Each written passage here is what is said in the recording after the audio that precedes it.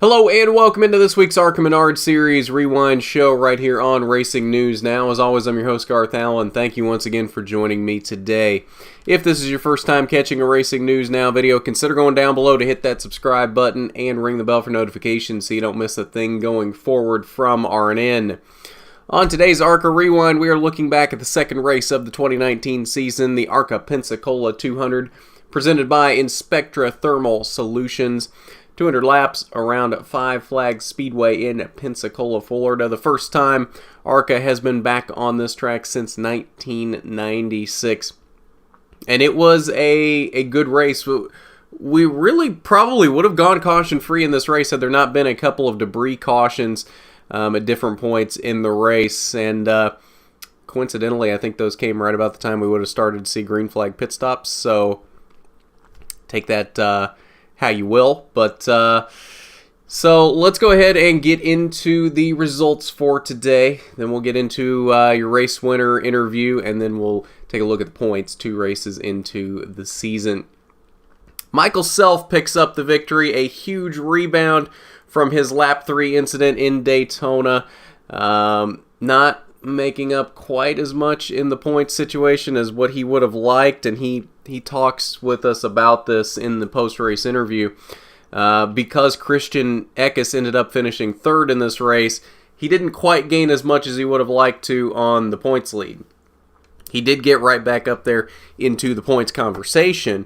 He is in a good position right now, but in terms of points difference, he's still a good ways behind Christian.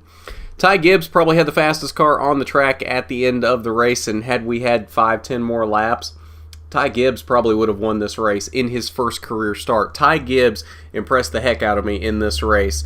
Ran a very clean race, ran a very good race for being his first ARCA start. I think we're going to see some great things from Ty Gibbs this season. I would not be surprised to see a win or 2 out of Ty Gibbs this season. If he continues to run like he did Saturday night at Pensacola, would not surprise me whatsoever to see Ty Gibbs pick up at least 1 win this season. Christian Eckes, of course, comes home in the 3rd position, which is a huge rebound from where he was at one point in the race. A lap down at one point in the race, just had no speed whatsoever in the middle portions of the race.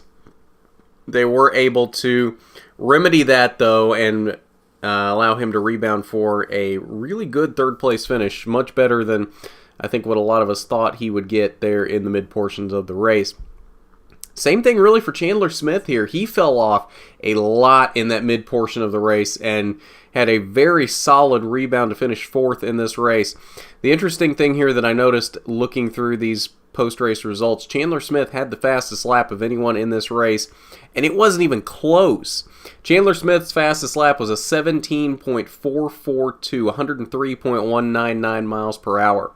The next closest driver in terms of fastest lap in this race was Christian Eckes, 17.666, 101.891 on the speed. Over 2/10 was what Chandler Smith had on the next closest fastest lap from anyone in this race. Crazy how Chandler Smith can just find speed on any short track like that. Unfortunately, it did not translate into a win this time around, but I think had he not fallen off like he did in the middle portion of the race, I think we would have definitely seen Chandler contending right up there for the lead at the end of the race. And Corey Haim, another first-timer, first start in the ARCA Series. He came home with a solid top 5 finish in the 22 car for Chad Bryant Racing. A very good run for Corey Haim in this race. Rest of your top 10, Brett Holmes, Connor O'Kresick, Raphael Lessard, Caden Honeycutt, and Travis Braden. Raphael Lessard led a bunch of laps in this race.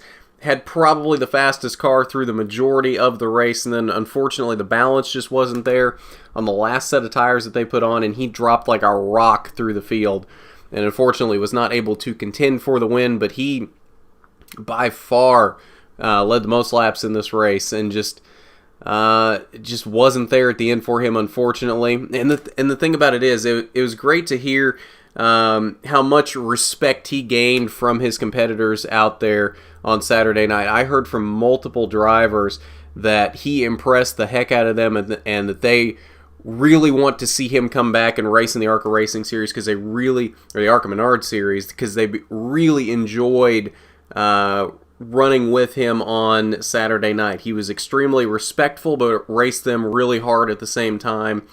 And that's what you got to do to gain the respect of your competitors. 11th through 20th, final page here. Joe Graff Jr.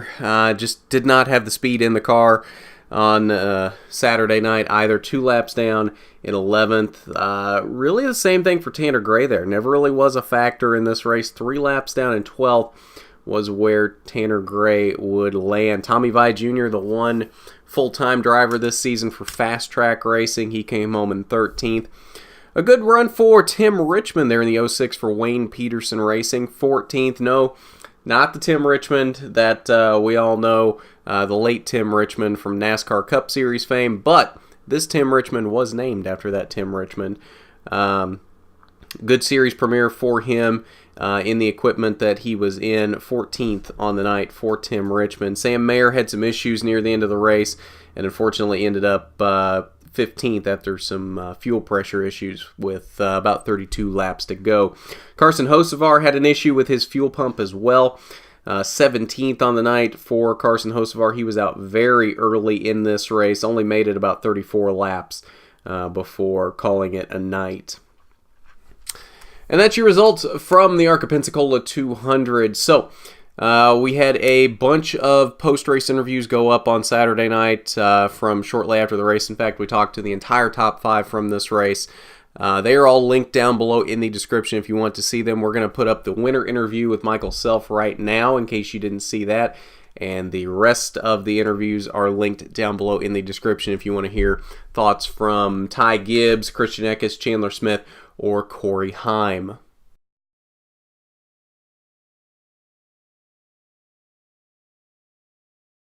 Alright, so let's take a look at your point standings. 2 races out of 20 into the 2019 ARCA Menard Series schedule. Christian Eckes still leads the points and has a pretty good lead over Travis Braden right now. 65 points is the gap from Christian Eckes back to Travis Braden in second.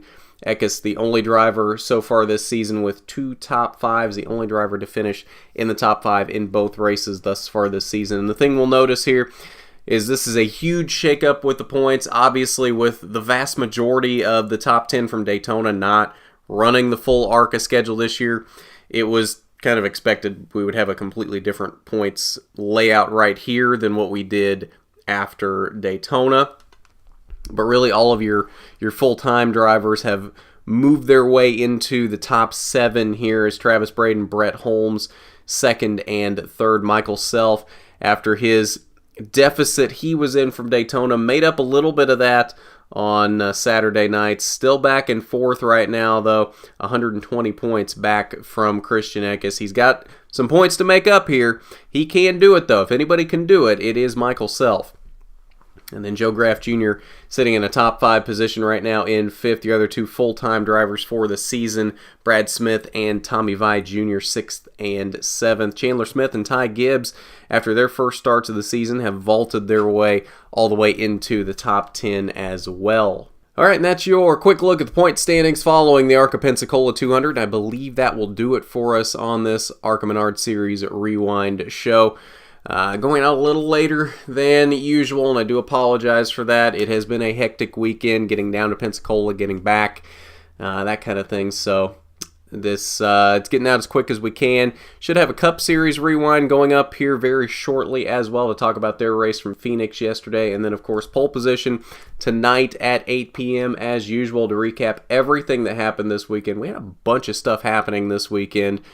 Off the top of my head, I know we had the Cup and Xfinity races from Phoenix, ARCA from Pensacola, IndyCar season opener from St. Pete. There was a Formula E race, and there might have been 1 or 2 other things that we had to talk about as well. So there's a lot to talk about on pole position tonight to get you quickly caught up on everything that happened this weekend in the major forms of motorsports. But if you haven't done it already, you need to go down below, hit that subscribe button, ring the bell for notifications so you don't miss a thing going forward from RNN. And while you're down there, why don't you hit that big thumbs up button if you like the video? It is much appreciated when you do that.